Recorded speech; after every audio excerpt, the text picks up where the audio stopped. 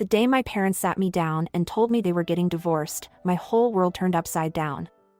I was only 12, and I thought divorces were for couples who fought all the time. You know, the ones who screamed about money and slammed doors. But my parents were always so polite to each other. Sure, we hadn't been on a family outing in a while, but I figured they were just busy. "Candy," my mom said, her voice weirdly calm. "Your father and I have something to tell you." I looked at them, sitting there on the couch, a careful distance between them. Dad cleared his throat. "We've decided to get divorced," he said, like he was announcing we were having pizza for dinner. I blinked, waiting for the punchline. But it never came. "What?" I finally managed to squeak out. "But, why?" Mom reached out and patted my hand.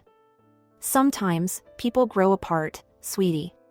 Your father and I, we've found other people we want to be with." Dad nodded. "I'll be moving out soon. You'll live with your mother, but you'll stay with me sometimes too." I sat there, trying to process this bombshell.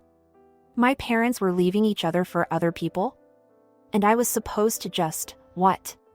Go along with it? "Who are these other people?" I asked, my voice sounding small and far away. Mom smiled, and I noticed for the first time how it didn't quite reach her eyes. "You'll meet them soon.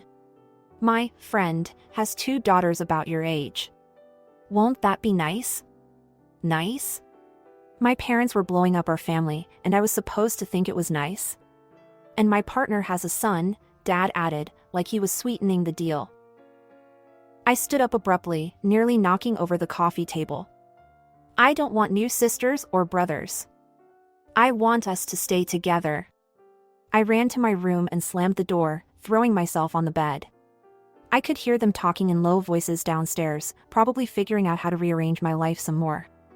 I thought about the last few months, how Mom and Dad had taken me out separately. I'd go to the movies with Dad one weekend, then to a cafe with Mom the next. I thought it was cool, getting one-on-one time with each of them. Now I realized it was just the beginning of the end. The next few weeks were a whirlwind. Dad packed his bags and moved out, heading off to live with his new wife. Apparently, they'd already gotten married in some quickie ceremony. She had a son, just like Dad had said. Meanwhile, Mom's new husband moved in with us. He brought his twin daughters, who were a year younger than me. At first, I was kind of excited. I'd always wanted a sister to share secrets with, to stay up late talking about boys and life and all that stuff. The day they moved in, I tried to be friendly. I smiled at the girls and said, "Hey, I'm Candy. Want me to show you around?" The taller one, I think her name was Brittany, looked me up and down like I was something stuck to her shoe. "No thanks," she said, her voice dripping with disdain. "We don't need your help." Her sister nodded in agreement. "Yeah, and just so we're clear, we're not your sisters. You're just extra." Extra. The word hit me like a slap in the face. I stood there, mouth open, as they brushed past me, giggling to themselves. That night, I lay in bed, listening to the sounds of my new family settling in. I felt like a stranger in my own home. The next day, things got worse. I came home from school to find the twins wearing my clothes. "Hey," I said, shocked. "Those are mine." Brittany rolled her eyes. "Mom said we could borrow them." "Don't be so selfish." I looked to Mom for backup, but she just smiled. "Now, Candy, sharing is caring. The girls just want to feel welcome." Welcome? They were wearing my favorite shirt. I stomped up to my room, fighting back tears. As the days passed, it became clear that I was no longer the center of Mom's world. She doted on the twins, buying them new clothes and toys. My stuff started disappearing, given away to my new sisters without my permission. One day, I overheard Mom talking to her new husband. "The girls need new phones," she was saying. "We could use the money we set aside for Candy's birthday." My birthday. She was going to skip my birthday for them. When the day came, Mom barely remembered. "Oh, honey," she said distractedly when I reminded her. I'm so sorry, but the girls have a big sports event today. We'll celebrate another time, okay? But we never did. I thought things might be better at Dad's place, where I stayed every other weekend. But I was wrong about that too. Dad's new wife was pregnant, and she had no time for me. And her son? He was a nightmare. One night, I woke up to a tickling sensation on my face. I opened my eyes and saw a huge spider sitting on my nose. I screamed, flailing around in panic. The whole house came running. As the lights flicked on, I saw it wasn't a real spider, but a plastic toy. And there was Dad's stepson, grinning in the doorway. "What's going on?" Dad's wife demanded, her pregnant belly leading the way as she waddled into the room. "Candy woke us all up with her screaming," the boy said innocently. "Over a toy." "You little," I started, but Dad's wife cut me off. "Honestly, Candy, what is wrong with you? Are you some kind of hysterical lunatic?" I turned to Dad, expecting him to defend me. But he just stood there, looking uncomfortable. "He put it there," I insisted. "He knows I'm afraid of spiders." "Don't be ridiculous," his wife snapped. "Stop lying and go to sleep. I don't want to see you for the rest of the night." I looked at Dad again, silently begging him to say something, anything. But he just sighed and said, "I'll take you home in the morning, Candy." As they all filed out, leaving me alone in the dark, I realized something. I didn't have a home anymore. I was alone. Life at Mom's house didn't get any better. The twins, emboldened by Mom's constant praise and attention, became downright cruel. One afternoon, I came home to find my favorite mug shattered on the kitchen floor. The twins were standing there, looking innocent as angels. "Oh, Candy," Brittany said, her voice syrupy sweet.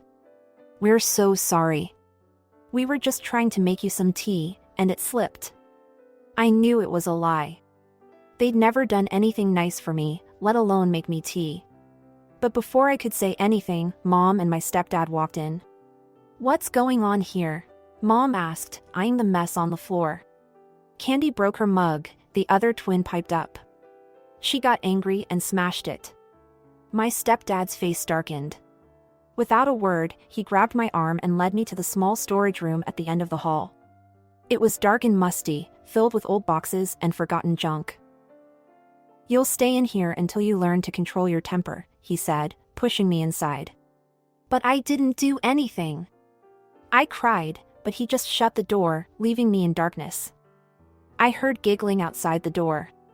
It was the twins. "Hey, Candy," one of them called through the wood. "Did you know this room is full of spiders? Big, hairy ones that come out in the dark." I huddled in the corner, trying not to panic.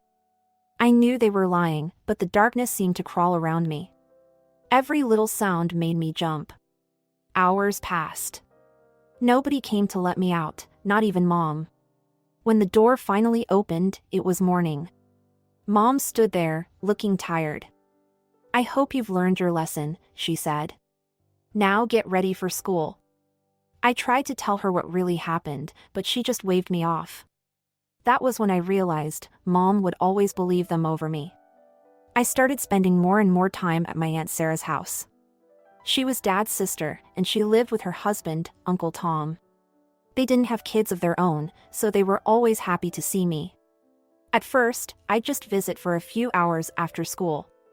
But those hours turned into days, and soon I was spending weeks at a time with them. One day, after I'd been at Aunt Sarah's for almost a month, my teacher, Mrs. Rodriguez, showed up at Mom's house for a home visit. I wasn't there, of course, but I heard about it later from a neighbor kid who saw the whole thing. Mrs. Rodriguez knocked on the door, looking concerned. When Mom answered, the teacher asked to see me. "Oh, Candy's with her father this week," Mom said dismissively. Mrs. Rodriguez frowned. "That's odd. I just called Mr. Johnson, and he said Candy was living with you." Mom's face went pale. "What? But, I thought..." Mrs. Rodriguez was furious. She contacted Child Protective Services, and before I knew it, we were all headed to court. I sat in the courtroom, now 14 years old, watching as my parents argued over who should take care of me. But it wasn't the kind of argument I'd expected. "You take her," Dad shouted at Mom. "I have a small child. I don't have time for a teenager." Mom scoffed. "Are you kidding? I have a life now. I can't deal with Candy's drama." I sat there, feeling smaller and smaller as they tossed me back and forth like a hot potato. Neither of them wanted me. But then, Aunt Sarah stood up. "Your Honor," she said, her voice clear and strong. "If I may, Tom and I would like to take custody of Candy." The courtroom went silent. I looked at Aunt Sarah in shock. She smiled at me, then turned back to the judge. She handed some papers to the judge. "These documents show our financial stability. I'm a teacher, and Tom's a doctor. We can provide for Candy in every way." The judge looked over the papers, then looked at me. "Candy," he said gently, "you're old enough to have a say in this. Who do you want to live with?" I didn't hesitate. "Aunt Sarah and Uncle Tom," I said, my voice shaking but certain. I saw the relief on my parents' faces. They didn't even try to hide it. Over the next few weeks, I settled into my new life. Aunt Sarah and Uncle Tom weren't just taking care of me, they were parenting me. They asked about my day, helped me with my homework, and actually listened when I talked. One evening, as we sat around the dinner table, Uncle Tom asked, "So, Candy, what should we call each other now?" "We're officially your guardians." I thought for a moment. These people had shown me more love in a few weeks than my own parents had in years. Could I call you Mom and Dad?" I asked hesitantly. Aunt Sarah's eyes filled with tears. "Oh, sweetie, we'd be honored." From that day on, they were Mom and Dad to me. My birth parents became distant memories, people I thought about less and less as time went on. My new life wasn't just about Aunt Sarah and Uncle Tom, though. I also got to know Uncle Tom's mother, my new grandmother. She lived nearby and quickly became one of my favorite people in the world. Grandma was a retired doctor, and she had this way of making everything interesting. We'd spend hours in her garden, planting vegetables and flowers while she told me stories about her days in the hospital. And I realized I also want to become a doctor. With Grandma's help and the unwavering support of my new parents, I threw myself into my studies. Before I knew it, it was time for high school graduation. As I stood in my cap and gown, scanning the audience, I saw the faces of the people who truly mattered, Mom, Dad, and Grandma, all beaming with pride. My birth parents weren't there. They hadn't even sent a card. I applied to medical college and, to my delight, got accepted on a full scholarship. Life was good. I had a loving family, a clear goal, and a bright future ahead of me. 3 years flew by in a whirlwind of lectures, late-night study sessions, and clinical rotations. Every time I put on my white coat, I felt a surge of pride, knowing I was living the dream Grandma had helped nurture. That's why, when Mom, Aunt Sarah, called me that rainy Tuesday afternoon, I knew something was terribly wrong before she even spoke. "Candy, honey," she said, her voice cracking. "It's Grandma. She's gone." The world stopped spinning. Grandma? Gone? It couldn't be. We had plans to review my latest paper this weekend. She was supposed to be at my graduation in a year. The next few days passed in a blur of tears and hushed conversations. As we gathered for the funeral, I stood between Mom and Dad, Aunt Sarah and Uncle Tom, feeling like a little girl again, lost and scared. But then came the reading of the will. To my beloved granddaughter, Candy, the lawyer read, "I leave my entire estate, including my house and all my savings, amounting of $1,980,000. I gasped, looking around the room in shock. This had to be a mistake. But Mom and Dad were nodding, small smiles on their tear-stained faces. "Grandma talked to us about this," Dad explained later. "She wanted to make sure you had a solid foundation for your future. We agreed it was the right thing to do." As the dust settled and I tried to come to terms with my newfound wealth, life threw me another curveball. My phone started ringing with unfamiliar numbers. When I finally answered one, I nearly dropped the phone in shock. "Candy? Hi, it's your mother. I hadn't heard her voice in years. Before I could respond, she rushed on. I've been thinking about you so much lately. How are you? Where are you studying? We should catch up. Over the next few days, similar calls came in from my birth father. Suddenly, they were both intensely interested in my life, asking to meet, talking about how much they missed me. Confused and a little suspicious, I mentioned it to Mom and Dad over dinner one night. To my surprise, they burst out laughing.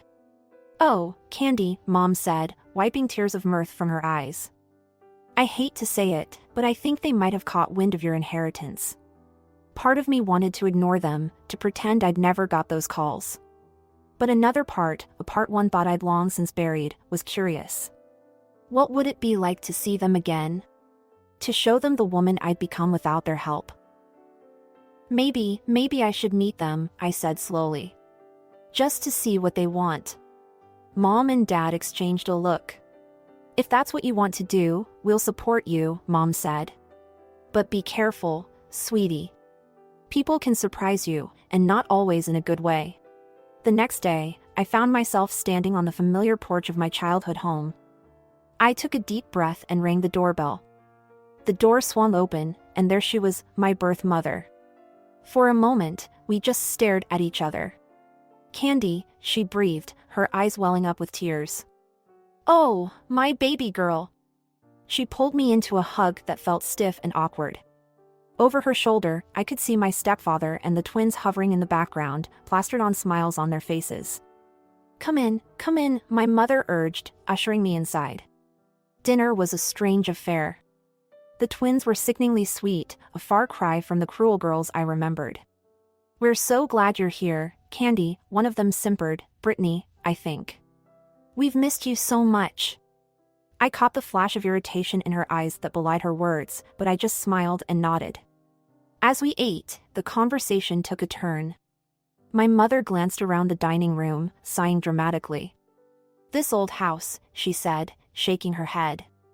"It's seen better days, hasn't it? The roof needs replacing, and don't even get me started on the plumbing." I took a sip of water, saying nothing. My stepfather chimed in. "And of course, with the girls heading to college soon, well, you know how expensive that can be." I pretended to be very interested in my mashed potatoes. "It's such a shame," my mother continued, her voice dripping with fake concern. "The girls are so bright, but with our financial situation." She trailed off, looking at me expectantly. I met her gaze evenly, but said nothing. The silence stretched on, growing more uncomfortable by the second. Finally, I decided to change the subject. "So," I said brightly, "I've been wondering. What grades did I graduate high school with?" "I can't quite remember." The color drained from my mother's face. She opened and closed her mouth a few times, looking like a fish out of water. "Well, it was so long ago." Well, my version was completely confirmed. She didn't know anything about my life, my achievements, my struggles. All she knew was that I had money now. I stood up abruptly, my chair scraping against the floor. "I think I know why you invited me here," I said, my voice surprisingly calm. "It's about my inheritance, isn't it?" The room went silent. My stepfather's face turned red, and the twins suddenly found their plates very interesting. "How can you say that?" my mother gasped, but her eyes gave her away. There was no warmth there, no motherly love. Just calculation and disappointment. "Now, Candy," my stepfather started, but I cut him off. "No. I'm done here. Don't contact me again." And with that, I walked out into the cool night air, leaving behind the echoes of their angry shouts and my own past. I didn't need their approval or their love. I had a real family waiting for me at home. Just a few days later, I found myself standing at my father's front door. The door swung open, revealing my stepmother. Her face contorted into what I assumed was meant to be a welcoming smile, but looked more like she'd just bitten into a lemon. I forced a smile back and stepped inside. As we moved into the living room, I noticed a teenage boy lounging on the couch. He looked up as we entered, and I recognized him instantly, the spider thrower. He'd grown up quite a bit, and to my surprise, he gave me a genuinely friendly smile. "Hey, Candy," he said, standing up. "Long time no see. I'm Jake, in case you forgot." Before I could respond, a whirlwind of pigtails and glitter burst into the room. A little girl, no more than 8, skidded to a stop in front of me, her eyes wide. "Who are you?" she demanded. My father, looking older and more tired, cleared his throat. "Lily, this is your sister, Candy." We settled into an awkward conversation, my stepmother peppering me with questions about my life that I answered as vaguely as possible. Jake, surprisingly, seemed genuinely interested, asking about my medical studies with what appeared to be real curiosity. As the evening wore on, I could feel the conversation steering towards the real reason for this reunion. My father kept glancing at my stepmother, who would nod slightly, urging him on. Finally, he cleared his throat. "So, Candy," he began, his voice overly casual. "We heard about your windfall." I tensed, waiting for what was coming next. "You know, Lily here is quite the little genius," he continued. "We've been thinking of sending her to this prestigious private school, but, well, it's not cheap." I said nothing, my face carefully blank. My stepmother jumped in. "What your father is trying to say, Candy, is that we could use some help. For Lily's future, you understand." I took a deep breath, feeling my patience wearing thin. "Why now?" I asked, looking directly at my father. "Why are you only remembering me now that I have money?" The room went deadly silent. Even Lily, who had been playing with her dolls, seemed to sense the tension. My father started to stammer out an excuse, but my stepmother's face suddenly twisted with anger. "Now you listen here," she hissed, all pretense of kindness gone. "You're obligated to help your family. If you don't, we'll take you to court. We'll demand our share of that money. You owe us." I couldn't help it, I laughed. "Actually," I said, standing up, "according to the law, you're not my family at all. You abandoned me, remember? Aunt Sarah and Uncle Tom are my legal parents now."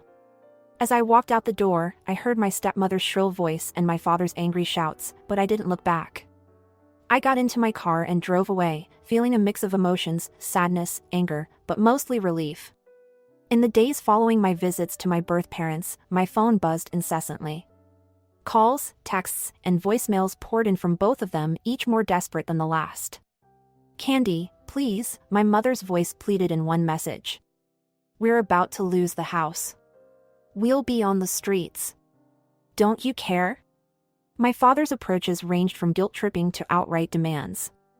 "After everything we've done for you," one text read, "this is how you repay us?" I let them all go unanswered. I focused instead on my studies, throwing myself into my final year of college with renewed determination. One evening, as I was poring over a particularly complex cardiology textbook, my phone lit up with an unfamiliar number. Hesitantly, I answered. "Hello? Candy? It's Jake. You know, your, stepbrother, I guess? Look, I know this is weird, but I wanted to apologize for the spider thing years ago. It was a really crappy thing to do." I found myself smiling despite everything. "Jake, that was ages ago. Water under the bridge." "No, really," he insisted. "I've felt bad about it for years. I wanted to say sorry sooner, but you never came back after that. And I swear, this isn't about the money or anything.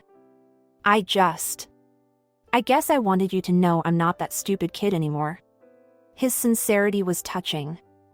"I appreciate that, Jake, really." We ended up talking for over an hour. Jake was in his first year of college, studying engineering. He was funny and self-deprecating, nothing like the bratty kid I remembered. By the end of the call, we'd agreed to meet up for coffee the next week. As the months passed, Jake and I developed a genuine friendship. It was strange, finding a connection with someone from my past life, but it felt good. We met regularly for coffee or study sessions, and he became a supportive presence in my life. Meanwhile, my life was moving forward at a dizzying pace. The the long nights and grueling exams were worth it when I finally stood on stage, accepting my college diploma. As I looked out into the audience, I saw Mom, Dad, and Jake cheering wildly. My heart swelled with joy and gratitude. As for my birth parents, their messages eventually tapered off. I heard through Jake that they were struggling financially, but I kept my distance.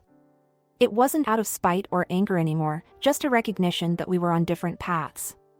One day, as Jake and I were grabbing coffee, he mentioned his little sister, my half-sister, Lily. "She's really smart," he said. "Always reading, asking questions about everything. But my dad and stepmom, they're not exactly encouraging it." I thought about the bright-eyed little girl I'd met briefly. "Maybe," I said slowly, "I could help with her education. Set up a college fund or something. Not for them, but for her." As I drove home that evening, I reflected on the journey that had brought me here. The pain, the abandonment, the unexpected inheritance, it had all led me to this moment. I was Dr. Candy Johnson now, with a bright future in medicine ahead of me. I had a family who loved me, a true friend in Jake, and the means to make a difference in a young girl's life.